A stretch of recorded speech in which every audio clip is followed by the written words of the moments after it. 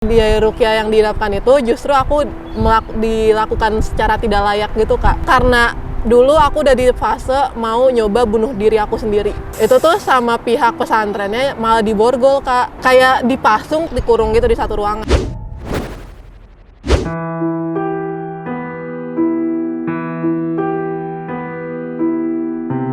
Apa yang menyebabkan lu jadi ODGJ? Tiup pembulian, tiup perceraian. Iya, tiup ini, tiup itu. Gue nggak sadarkan diri, gue nggak inget gue siapa. Oke, halusinasi. Apalagi? Delusi. Mikirnya, apa lagi gua? delusi tuh kayak merasa kita itu siapa gitu. Misalnya merasa gue itu raja, merasa gue itu nabi, itu namanya delusi. Oke. Halusinasi, delusi. Iya, kalau halusinasi itu ngelihat sesuatu yang padahal nggak ada, ngerasain sesuatu yang padahal nggak ada gitu. Oke. Jadi kalau lu udah ngerasa gitu, lu mulai itu ya harus waspada ya. Iya, Terus? harus waspada. Terus ya udah. Terus? Nah, Lu nggak inget tuh? nggak inget sih, tapi cuma blur, dan gue tuh karena itu halusinasi ya, gue nggak yakin itu benar atau enggak. Contoh yang lu inget blur gitu apa? Ingat blur itu, ingetnya kita dikurung, kan gue tinggal di apartemen ya, gue ngerasanya gue dikurung gitu, dijadiin makhluk percobaan gitu di apartemen sama tetangga-tetangga apartemen yang lain. Banyak, sumpah gue kalau mikir Lu ngerasa gitu? Iya, gue ngerasa gitu. Terus apa lagi? Terus gue ngerasa apa ya, siapa sih yang penemu Apple itu? Einstein. Apple, sorry. Kira-kira Apple jatuh. Stephen apa sih? Jacobs. Iya, Jacobs apalah itu.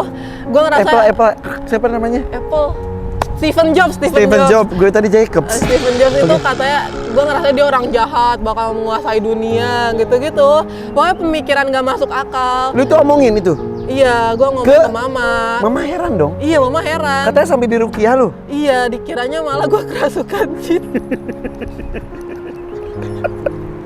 Aduh, jadi diruqyah? Iya, karena waktu itu lagi viral-viralnya kan. 2017. Lu diruqyah gimana? Gue di ruqyah kan lagi viral-viralnya kan dulu ruqyah 2017-2018. Iya. Terus gue dibawa, wah kata kakek nenek, wah ini kerasukan jin nih, ini udah bukan Yova lagi nih. Iya. Akhirnya dimasukin ke tempat ruqyah, di ruqyah terus. Sadar? Enggak sadar sama sekali, muntah aja enggak gitu, bener-bener enggak kenapa-napa, dibaca-bacanya cuma kayak diem biasa. Terus Ingat ya tapi udah, lu? Ingat. Oke, itu terus? part ada yang inget ya. Terus karena udah nggak ngaruh apa-apa, bukannya dibawa ke rumah sakit jiwa, malah di ruqyah yang diinapkan. Ya. Aduh. Terus? Nah, biaya ruqyah yang diinapkan itu justru aku dilakukan secara tidak layak gitu Kak. Posisinya? Aku karena dulu aku udah di fase mau nyoba bunuh diri aku sendiri, mau nyakitin diri aku sendiri. Itu bisa terjadi ya? Bisa. Oh. Karena udah jadi kayak bener-bener kelihatan orang tuh kayak kerasukan kan, kayak udah nggak nyadar kalau aku Yova, terus udah pengen mati aja gitu, berasa ada makhluk kan di dalamnya, makanya di ruqyah gitu. Terus di ruqyah diinapkan juga nggak ngaruh apa-apa karena aku udah di fase yang benturin kepala ke tembok, kalau udah benda tajam langsung gini-gini gitu. Itu tuh sama pihak pesantrennya malah diborgol Kak, dan diborgolnya pakai borgol besi. Dan itu kalau borgol besi kan otomatis aku kayak gini-gini kan, itu sampai sekarang berbekas. Oh my god, iya. Nih juga. Ya Allah guys, sorry, ini bekas borgol besinya. Iya. Bentar aja dipusat. Ini Ini juga. Jadi emang itu, dan aku dikurung 24 jam di satu ruangan. Sakit hati nggak lu saat itu? Nggak ngerasa dulu, tapi pas udah nyadar kerasanya sakit banget. Saat itu lu ngerasanya apa? Ngerasanya gue masih halusinasi kayak, oh ini gue dikurung karena gue masuk neraka gitu, gue lagi dihukum gitu, masih halusinasi. Terus kayak emang sakit juga di situ, maksudnya kerasa sakitnya, kerasa sakit tangan, kerasa sakit, pengen keluar gitu, pengen ketemu mama papa, udah mulai ngerasa, iya jerit-jerit juga, tapi nggak ada yang dengerin. Jadi gue cuma diborgol aja gitu, di borgol besi. Astagfirullahaladzim. Oke. Nggak sembuh? Nggak sama sekali, malah makin parah. Makin kacau? Iya, makin kacau. Makin halusinasinya makin kan, karena didiemin di satu ruangan. Jadi makin berimajinasinya makin jauh gitu. Oke. Terus abis itu makin parah, akhirnya dikeluarin dari... Iya, akhirnya ada satu masa keluarga nengok, terus ngelihat keadaanku langsung marah, udah mau langsung dilaporin tuh ke polisi, tapi kayak ya udahlah ikhlas aja, nanti takutnya Emang makin ngerembet apa yang kemana-mana. terjadi? Cuma di borgol aja? Di borgol aja sih, di borgol terus nggak diapa-apain, tapi jadinya gimana ya kak? Kayak istilahnya pipis di situ, buang air besar di situ, kebayang nggak sih kak? Jadi makin Kayak dipasung tapi lebih apa ya, lebih halus ya gitu. yang dilakukan itu cuma ke lu doang? Nggak ngerti sih, karena gue di Mungkin satu mereka, ruangan doang. coba ya, gue berusaha berada di pihak yang melakukan ya. Mungkin karena mereka merasa takut kalau lu dibiarkan, lu akan melukai diri lu sendiri. Bener. Dengan itu akhirnya itu menjadi langkah terakhir supaya menyelamatkan lu. Bener, Ya. tapi harusnya Kita anggap seperti itu ya. tapi Harusnya. kalau di rumah sakit gue juga di borgol, tapi pakai borgol kain. Harusnya seperti itu, tapi nggak ngerti kenapa Oke. mereka kayak gitu. Oke, jadi kita nggak sebutin tempatnya di mana, tapi kalau misal menonton ini kembali, mudah-mudahan jadi pengedukasian banyak orang sih. Jadi kalau misal ada caranya, misal memang harus caranya seperti itu, jangan pakai borgol besi, tapi pakai kain saja supaya tidak menyakiti secara fisik. Betul. Jangan sampai psikisnya kena, fisiknya pun kena. Betul. Oke, ini sebelum ke rumah sakit ya. Iya. Jadi makin parah justru lu. Makin parah, makin parah banget. Udah mental nggak karuan, fisik nggak karuan. Nih di kaki juga ada nih, mana ya? Nih Di borgol juga. di borgol juga, kaki tangan dua-duanya, 2 pasangnya di borgol.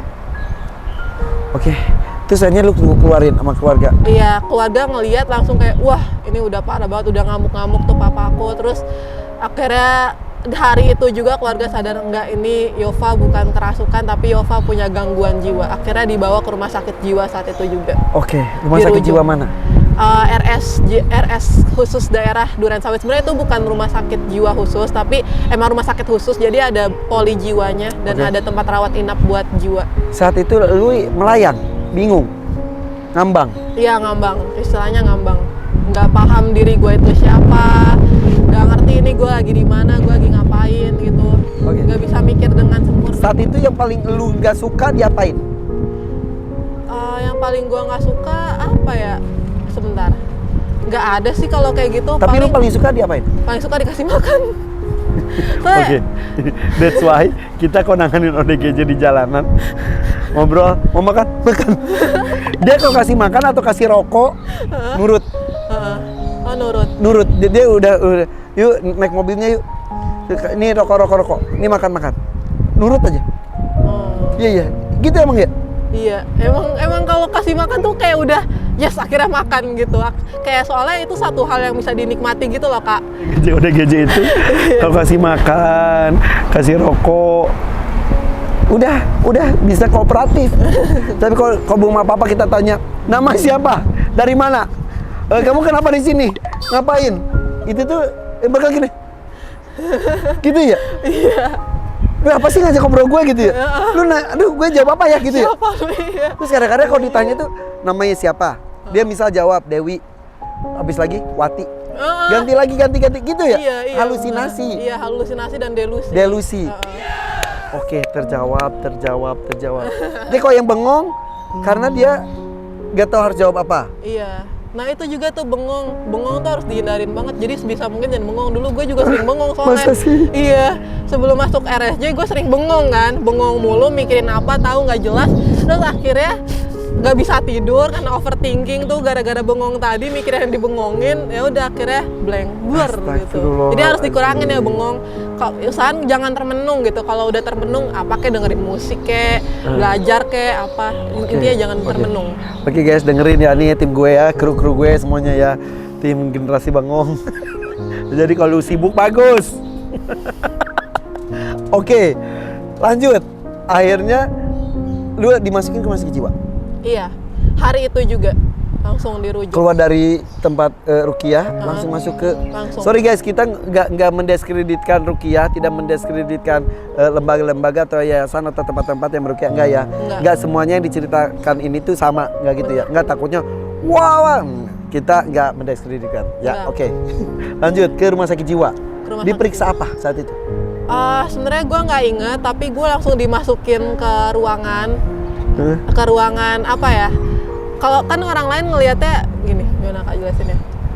Kalau di RSJ itu ruangannya nggak berdasarkan mahal-mahalan bagusnya, tapi berdasarkan kondisi mentalnya. Oke. Jadi kondisi mental gue lagi parah kan, ya udah gue digabungin sama yang kondisi mental lagi parah. Jadi istilah gue masuk, gue sama ODGJ yang baru di pinggir jalan gitu dimasukin gitu. Yang pipis di mana-mana, bel di mana-mana. Bener. Gue pernah ke tempat yayasan udah gaji gitu. Dulu kan udah habis makan, udah makan. Dia buka celana, dia bel di tempat itu. Waduh. Dengan seperti itu juga ada. Iya, ada. Oke, ketika masuk sama-sama parah. Lu levelnya parah. Iya, levelnya parah, udah halusinasi, udah delus itu udah parah masuknya. Aduh, umur berapa saat itu lu? 17 ya? 16. Aduh ya Allah guys, kebayang gak sih orang tuanya perasaannya gimana? Iya. Oh my god. Oke, masuk. Masuk. Ruangan. Terus ada orang-orang. Ya, ada aneh. orang-orang Nah, aneh. kalau ODGJ, lu ODGJ tuh. Lihat ODGJ lain kayak gimana? Ngerasa aneh aja, kok dia aneh gitu. Padahal gue juga aneh guys, tapi kayak nih orang ngapain, seru aja ngeliatinnya. Ini beberapa pertanyaan yang gue selama ini gue pengen tanyain ke ODGJ tapi kan mereka nggak jawab. Oh gitu, jadi gini, Iya. ya orang itu aneh gitu. Iya. Padahal sebetulnya lu juga aneh. Iya, sebenarnya gue juga aneh gitu. Tapi jadi kayak ya udah biasa aja gitu. Dulu nggak mikir gue lagi di rumah sakit jiwa, jadi kayak nggak tau lah, biarin aja lah gitu. Dulu sifatnya bodo amatan gitu sih pas ODGJ. Yang muda lu doang? Iya, gue paling muda. Yang lain udah tua-tua semua. Sorry, perempuan sama perempuan atau disatuin? Disatuin. Sorry ya, maaf. ODGJ yang gue temuin di pinggir jalan itu yang perempuan itu sangat riskan sekali, maaf, karena banyak mengalami kekerasan seksual. Jadi dilakukan oleh orang yang waras sebetulnya, enggak ODGJ, dia melakukan kekerasan seksual. Perkosaan banyak terjadi kepada ODGJ yang di jalanan perempuan. Kemudian di tempat penampungan pun yayasan kan dipisah sebetulnya laki-laki perempuan, tapi ketika digabungkan laki-laki perempuan berkegiatan, ada yang melakukan kekerasan seksual juga ke perempuan lain. Itu ada yang digerayangi atau apa gitu. Bahkan ada yang gue pernah melihat bersetubuh di rerumputan, di pojokan gitu, bersetubuh gitu ya. Udah kan karena batasan boleh enggak norma tuh udah nggak ada ya. Nah itu, tapi lu tidak terjadi. Enggak, soalnya itu jadi gini, ruangannya itu ada ruangan khusus, ada kacanya. Jadi perawat itu bisa ngawasin, dan gua nggak dilepas aja gitu. Gua pas pertama kali masuk dikurung gitu di satu ruangan. Tapi bisa ngelihat, pokoknya ruangannya nyaman lah gitu istilahnya. Jadi nggak langsung dikeluarinnya pas lagi makan aja gitu. Oke, pakai seragam. Pakai seragam. RSJ. Lu nggak sadar itu masuk RSJ? Enggak, gue nggak sadar, gue masih mikirnya, duh nih, gue dikasih challenge apa nih, gitu. Kocak banget ya, berasa lagi di film gitu loh, Kak. Astagfirullahaladzim. Oke, terus? Terus udah kayak gitu, akhirnya makin membaik, itu gue nggak megang HP, terus makanan yang ngapain juga udah kayaknya megang HP lu? Iya, maksudnya kan banyak yang nanya, Kak, di RSJ boleh bawa HP nggak sih? Kocak banget, percaya pengen gue, ya Allah. Terus Ya udah. Akhirnya udah kayak gitu, kondisi gue makin membaik dan itu nggak boleh dijenguk keluarga ya, jadi keluarga nggak boleh datengin sama sekali kalau kondisinya belum membaik. Lu merasa membaiknya gimana? Membaiknya gue udah mulai sadar, kalau ditanya nama gue udah mulai bisa jawab. Sebelumnya nggak? Sebelumnya lu bisa jadi putri raja. Gue jawab namanya Anto. Tuh kan, bener kan? Kita tuh jangan terlalu percaya dengan jawaban ODGJ. Dia bisa ngarang, bener kan? Iya bener. Dia suka dedet gitu. Dari mana dia ngomong? Yang ingat gak sih itu si Ponski? Ponski ngaku dia adalah anaknya Syahrini. Oh iya. Dia diperebutkan oleh Syahrini dan juga Ashanti, kata dia gitu. Dia berasal dari London. Dia itu keturunan kerajaan gitu. Padahal dia orang Sunda. Delusi itu, Delusi. Namanya Ponski, padahal namanya Cepopon. Cepopon. Beneran. Lu kalau ditanya Anto. Anto, jawabnya Anto. Nggak tahu kenapa ya, sebenarnya gue cewek juga tapi gue jawabnya Anto. Oke. Minum, Kak. Oke, minum. Oke. Ini beberapa pertanyaan gue kejawab loh sama si Yova. Oke, akhirnya lu mulai ngerasa membaik ketika tahu nama siapa? Yova. Anto. Nah, ketika itu tuh gimana tuh? Ada secara fisik apa berasa berset? Jujur ya, gue di otak gue tuh kadang-kadang guys, gak tau gue doang atau semuanya dia. Tiba-tiba suka ada berasa ada aliran listrik. Berset gitu. Gue doang ya? Nggak gitu kan? Enggak, gue nggak ngerasa gitu sih, tapi Oke. emang tiba-tiba sadar aja, dan itu dibantu sama treatment dari perawat ya, dari dokternya juga. Oke. Jadi gue misalnya ditanya nih, siapa namanya, gue nggak jawab. Gue disuruh lihat gelang pasien, disuruh baca tuh, coba baca namanya siapa, Yovania Syifa Jami. Jadi nama panggilannya siapa, Yova. Gitu, tiba-tiba langsung ke, oh gitu. Jadi emang dibantu sama treatment dari suster dan perawatnya. Gitu. Kalau biasanya gue tuh dengan dielus, guntingin kukunya, dibikin rileks, nyaman, disitulah informasi keluar biasanya. Iya, gue digituin juga. Coba siapa namanya, coba sekarang sekolah di mana. Jadi Dibikin tenang ya? Dibikin tenang ya? Sabar-sabarin dulu gitu. Oke. Terus emang dikasih obat juga biar bantu ngebalik apa ya, obat tuh katanya bantu apa sih, ada saraf namanya neurotransmitter kan. Yeah. Itu dibantu dilurusin, ditenangin gitu. Jadi Akhirnya lu pas itu bisa tahu nama aja itu udah prestasi ya, Yova. Lu mulai gini, oke gue Yova. Jadi lu tidak hanya ngomong aja Yova, tapi tahu gue Yova.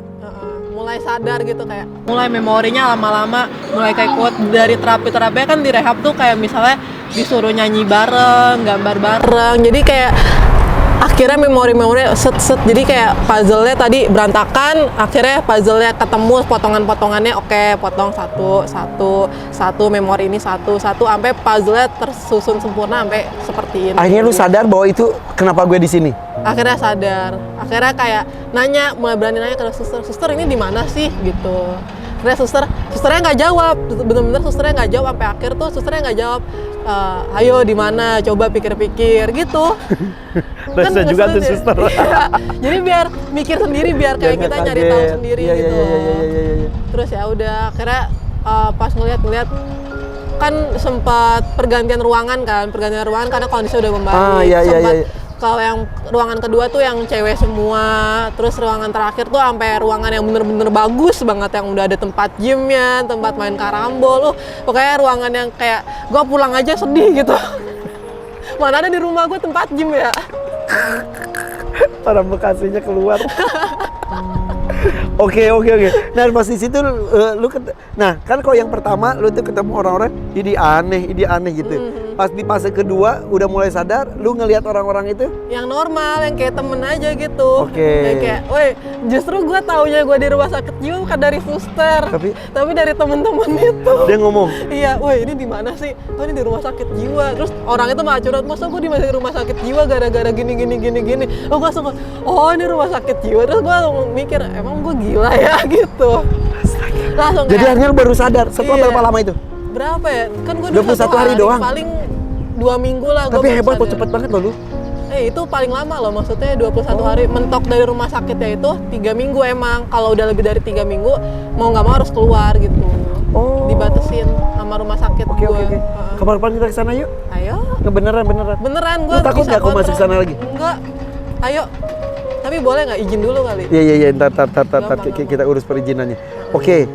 Akhirnya lu ke babak berikut, ruangan berikutnya benar fresh banget. Iya, fresh. Beda secara pikiran beda banget. Beda banget. Udah mulai kayak sempet tuh ketemu abang sekali. Itu gue udah kenal abang gue. Jadi kan dari ruangan satu ke ruangan beda, ke ruangan yang udah bagus itu beda gedung. Jadi naik mobil dulu, terus pas di mobil tuh ngeliat abang gitu naik motor nganterin. Gue di mobil, abang di motor, terus kayak, wih abang, terus kayak abang gitu seneng. Tapi udah naik lift, udah nyampe atas, pisah lagi sama abang, terus kayak abang gitu sedih. Abangnya tapi seneng juga bisa lihat Iya. lu inget sama dia ya.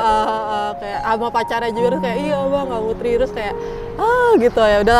Akhirnya ketemu sebentar lah gitu, hilang kangennya sebentar, terus nangis sampai sedih juga kayak kenapa sih abang pulang, kenapa sih gitu. Oke.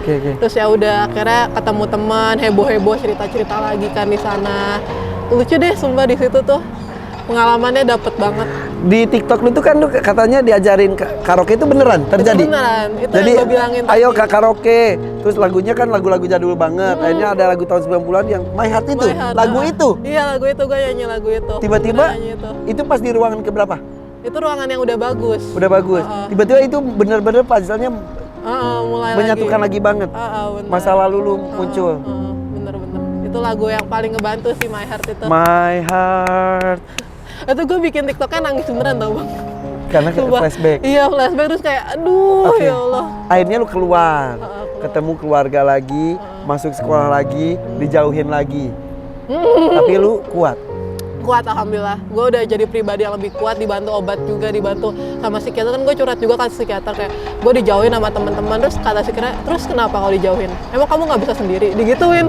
Susternya psikiaternya tuh galak ke gue, kayak bikin mental gue tuh kuat banget gitu. Kamu bisa kok sendiri, ya udah nggak apa-apa, sendiri aja kemana-mana, kamu kuat kok, buktiin kamu bisa tanpa mereka gitu. Terus tapi akhirnya nih bang, akhirnya di masa itu kan jadi tuh circle gue yang ini emang gue udah nggak ngerasa nyaman dari awal. Mereka tuh suka istilahnya ngomongin orang gitu, mojokin orang, tapi nggak separah ngebully. Jadi kayak halus gitu ngebulinya. Terus akhirnya gue sendirian, terus tiba-tiba ada temen gue yang ngedeketin gue gitu, kayak ngebuka dirinya buat gue, dan itu orang yang dijauhin sama circle gue, dan gue ikut ngejauhin dulu. Dan justru temen-temen yang sekarang sama gue sampai sekarang dari SMA tuh yang nemenin gue setelah masuk RSJ itu orang-orang yang dulu gue pojokin gitu bang. Jadi gue ngerasa gak enak banget ya Allah, kayak ya Allah padahal gue udah jahat gitu sama kalian, tapi kalian mau aja nemenin, dan mereka justru yang paling mengerti gue. Orang jenis apa memang mereka? Nggak ada salah apa-apa, nggak ada jenis apa sih bang Maksudnya baik-baik nerd atau dia kupet, Oh, iya. atau dia gimana? emang ada yang nggak gaya. rada rajin gitu sih, terkenal rajin dan ambis gitu. Jadi kayak emang nggak disukain kali. Terus ada juga yang dulu suka bolos gitu, karena emang rumahnya jauh lah. Terus kayak ya nggak, pokoknya dijauhinnya tuh tanpa sebab yang jelas gitu loh bang. Emang kan orang kalau dijauhin kayak gitu ya, tanpa sebab yang jelas, ya udah. Tapi justru mereka yang paling mengerti gue gitu. Karena mereka ada di ambang seperti lo menurut gue. Oh iya benar juga ya, mereka tahu posisinya Iya, juga. karena dia seperti lu yang dikuda-kudain zaman dulu. Mereka yang diomongin gitu ya, mereka ada di posisi ambang ke sana. Oh iya. Menurut gue. Jadinya dia ngerti gue ya. Iya, menurut gue sih. Iya benar-benar. Gitu. Terima kasih teman-teman yang sudah menemaniku. Dan akhirnya jadi mahasiswa UI sekarang. Keren banget sih lu, keren banget. Teman-teman lu tadi sebutin namanya, bilang coba. Makasih buat Maria, Rani, Alia udah nemenin gua sampai sekarang. Dari gua bersusah payah masuk PTN, kita belajar bareng, nangis-nangis bareng, nggak keterima SNM, SBM bareng, akhirnya keterima di Mandiri PTN semua. Kalian hebat, makasih Semuanya guys. masuk. Masuk. Lu mau psikologi kan tadinya? Iya masuk psikologi, tapi gak ada yang dapet. Gue juga dulu pengen masuk psikologi. Oh iya. Susah Bang. banget. Susah banget. Oke. Tapi gila, jadi pengalaman hidup lo itu membuat lo lebih jadi orang baru ya? Iya, baru banget. Dan akhirnya sekarang lo bersyukur melewati fase itu? Bersyukur banget. Gua nggak ada yang gua sesalin, semuanya dari perceraian, pembunuhan, udah nggak ada yang gua sesalin, gua syukurin semua. Karena itulah yang ngebentuk gua jadi diri gua yang sekarang. Kenapa lu mau ngomong seperti ini? Karena gimana ya bang, aduh itu tuh masa lalu yang berharga, masa lalu yang udah gua gak semua orang laluin dan gak semua orang bisa laluin, dan itu bukti kalau gua itu hebat bang. Buktinya udah di sini, udah gua berada di atas ini. Coba gua kagak begitu, gua lempeng-lempeng aja kayak orang biasa. Mana ada gua diri di atas ini bang, mana ada gua diajak ke sini bang. Nih orang emang pemikiran itu nyentuh menurut gue. Gue pertanyaan lagi yang ini. Kan gue kalau ketemu ODGJ itu nyari penyebabnya apa. Bener gak sih lu bisa ada pemantik lagi kayak udah padam, terus lu pemantik lagi dengan satu traumatik itu terus bisa jadi lagi? Bisa, itu namanya kambuh. Dan gue belum sembuh loh bang. Jadi gangguan jiwa namanya gangguan kan, bukan penyakit jiwa. Penyakit itu bisa sembuh, gangguan itu sama sekali nggak bisa sembuh. Bisanya diredam aja. Jadi selama ini gue juga masih minum obat. Sampai sekarang? Iya sampai sekarang kak. Sampai kapan? Sampai nggak tahu kapan, sampai belum ditentukan kapan. Siapa yang memutuskan? Dokter, psikiater gue. Jadi kalau nggak minum obat? Gue bisa marah-marah. Jadi ini gue jelasin penyakit gue. Gue itu bipolar. Bipolar itu ya punya dua kepribadian. Bukan, beda. Itu ada namanya identity disorder kalau nggak salah. Tapi biasanya sebutin bipolar gitu ya? Kayak sebenarnya itu dua mood yang sangat drastis. Jadi istilahnya kayak kelihatannya kayak dua kepribadian berbeda, padahal cuma moodnya aja yang beda. Kalau kepribadian beda itu udah masuknya nggak nyadar gitu. Kalau gue tuh bener-bener moodnya beda banget. Gue bisa kadang-kadang namanya manic itu lagi seneng banget, maniak, happy, ngomong-ngomong terus selalu. Kayak sekarang? Iya bisa dibilang. Makanya ini gue lagi menjaga mood gue banget biar gue nggak masuk ke fase depresif. Depresif itu marah-marah, sedih, nangis-nangis. Bisa tiba-tiba? Bisa tiba-tiba, dan itu cuma karena hal sekecil apapun itu bisa. Misalnya gue kesenggol atau enggak ntar gue kepleset, itu gue bisa ya lah ngeselin banget, atau enggak ada yang ketinggalan, HP gue ketinggalan gitu. Itu bisa. Jadi emang gue dikontrolnya itu dengan obat. Oke. Tapi kalau obatnya rutin aman. Sehari tapi berapa kali? Sehari sekali aja. Kalau Oke. dulu tuh gue minum sampai 7 jenis obat totalnya. Kalau ditotalin dari Serequel, THP, Zydis, macem-macem. Oke. Sekarang gue cuma minum aripiprazol, apalah itu. Sampai akhirnya bisa hilang. Bisa diredam. Dia bisa redam. Nah, pemantiknya lu apa? Pemantiknya semua hal bisa jadi pemantik. Semua hal bisa bikin gue kesel, semua hal bisa bikin gue marah-marah. Kayak pas itu gue pernah kan mau berangkat gitu, terus emak gue tuh cuma nyuruh gue mandinya cepetan. Gue ngamuk-ngamuk masa. Gue ngamuk-ngamuk itu, apaan sih mah ya lo, ngeselin banget. Gue sampai dorong pintu kamar mandi, sampai pintu kamar mandinya rusak gitu. Jadi emang gue lagi belajar ngatur emosi dan mood gue banget. Oke. Dan itu susah ya? Susah, lumayan susah. Kalau nggak dibantu dengan obat itu sangat-sangat susah. Lu punya cowok? Punya. Nah, cowok lu tahu? Tahu. Dan dia siap? Dengan mood swing lu? Siap. Pernah? Pernah, tapi gimana ya, hubungannya lagi nggak jelas gitu. Gue sebenarnya tuh lagi malas banget pacaran, tapi dia deketin mulu ya. Cuco so cantik lu. Emang cantik. Ember. Oke. Tapi dia pernah kena efeknya gitu, tiba-tiba lu marah, tiba-tiba. Pernah, sering. Dia paling kasian dah, pokoknya mantan gue tuh makhluk paling kasian dah menurut gue. Mantan lu guys, mantan. Bapaknya para mantan yang tersakiti. Cucu banget tadi. Oke. Tapi maksud gue tadi pemantiknya tuh pemantik bisa lu jadi ODGJ lagi gitu maksudnya? Oh, pemantik ODGJ banyak sih. Kalau misalnya mungkin nanti gue dapat kasus yang lebih parah mungkin bisa, tapi nggak ada yang tahu. Jadi doain aja bang, gue aman-aman aja. Ya, aman. Tapi dengan kata lain ini bisa tidak bisa 100% sembuh. Nggak bisa. Emang bakal ada selalu di diri gue sampai gue mati gangguan ini. Tidak menurun. Gue juga dapetin ini dari salah satu keluarga gue, nggak mau disebut orangnya. Oke. Jadi emang nurun dari generasi 1 punya, generasi 2 punya. Lu ngomong gini nggak takut? Nggak takut apa tuh? Nggak takut orang jadi takut jadi ngambil lu jadi mantunya? Ya, jangan nonton deh. Enggak. Tapi jangan nonton mertua, jangan takut. Tapi cuma. justru ini luar biasa, menceritakan hal-hal yang orang lain bisa tidak harus tahu. Ini berarti hebat. Berarti dia punya prinsip. Berarti dia pribadi yang kuat. Benar. Ya benar. Buat calon mantu nggak usah takut, soalnya aku udah siapin gimana calon caranya. mertua. Iya, calon mertua, gimana caranya nanti biar anak aku nggak separah aku, dan aku udah nyiapin gimana caranya ngehandle anak aku nanti. Aku udah siapin parentingnya. Nah itu karena sesuatu yang terjadi dengan dia bisa tidak terjadi dengan anaknya, karena lu pernah mengalami dan tahu harus seperti apa. Makanya dari tadi kalau harusnya seperti apa, karena dia tidak melakukan itu, dia tidak mau yang lain melakukan hal tersebut juga. Betul. Ya. Jadi harus curhat dan lain-lain. Udah siap siaga kok untuk menghadapi kemungkinan terburuk ya. Keren banget, gila, keren. Ngomong gila, gue ngomong gila bukan gila ke dia ya, gila hebat, amazing. Yeay. Gue kan ganti namanya, amazing banget nih ngobrol sama Yova. Yoi. Lu mau ngomong apa lagi? Udah?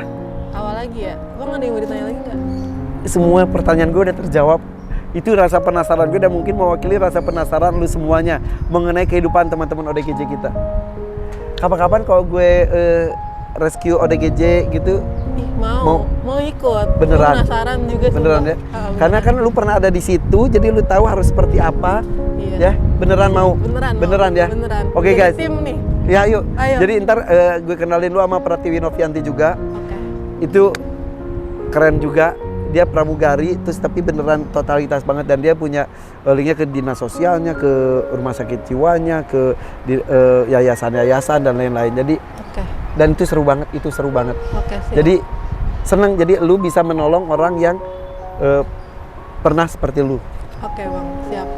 Yova, thank you ya. Iya, sama-sama. Jadi gue seneng banget guys, mudah-mudahan ini membuka mata hati kita ya, bahwa ini bisa terjadi dengan siapapun, bisa sama lu juga. Makanya kalau lihat ODGJ di jalanan, jangan dikasarin, jangan dilemparin. Mereka tuh lagi kebingungan, mereka tuh lagi lost, lagi nyasar entah di mana, dan dia juga sadar nggak sadar. Jadi mendingan kita kasih sayang, kasih perhatian, Itu yang membuat mereka senang. Kalau itu ya jangan dilemparin, kasih makan lah. Kok nggak bisa ngasih makan ya jangan dikasarin, itu aja udah ya. Kasih makan, bawa, kasih perhatian. Mudah-mudahan bentuk perhatian itu bisa menyelamatkan mereka. Kenapa gue sebutkan selamatkan mereka? Karena mereka bisa lost lama banget, tapi bisa bentar ketika ditangani dengan benar. Benar Thank you ya, Pak ya. Iya. Thank you ya. Buat Oke, guys. teman-teman juga, makasih semuanya yang udah nonton sampai akhir. Aku berpesan kalau misalnya ada teman-teman yang memiliki gangguan jiwa juga, misalnya memiliki gejala-gejalanya, jangan self-diagnose, ke psikiater aja, nggak usah malu buat ke psikiater, karena yang kamu rasain itu bukan aib, yang kamu alamin itu bukan sesuatu hal yang harus ditutupin juga. Jadi kamu nggak apa-apa ke psikiater, nanti bisa chat sama aku juga nanti mungkin di Instagram gimana sih caranya ke psikiater, atau pantengin TikTok dan IG aku terus. RSJ Survivor TikToknya, IG Yovania _ buat tanya-tanya masalah kayak gituan. Terus buat orang tua, please jangan takut bawa anaknya ke psikiater atau psikolog. Itu penting banget buat tahu kondisi kesehatan mental seorang anak. Dan jangan bilang itu kurang ibadah, kan banyak juga kan stigma-stigma negatif kayak gitu. Terus buat orang-orang yang masih suka jokes tentang orang gila, RSJ dan segala macem, itu mohon banget di stop. Ini aku ODGJ sendiri yang ngomong, itu menyakitkan banget buat aku jokes-jokes kayak gitu. Untuk selebihnya udah sih, makasih banyak yang udah mau nonton sekali lagi ya. Jadi jangan sampai bercanda-bercanda orang gila, orang itu tuh menyakitkan ya. Menyakitkan buat orang yang dengar. Oke. Terakhir, narkoba bisa menyebabkan itu juga? Bisa. Jadi banyak juga di antara di rumah sakit itu yang emang narkoba, bukan dengan bukan ODGJ tapi dia narkoba gitu, Pak. Tapi emang merusak otak dia. Iya, merusak. Aduh. Bahaya. Oke guys, thank you ya. Follow IG-nya Yovania _ dan juga TikTok-nya yaitu RSJ Survivor. Oke, thank you guys. Bye bye. Assalamualaikum.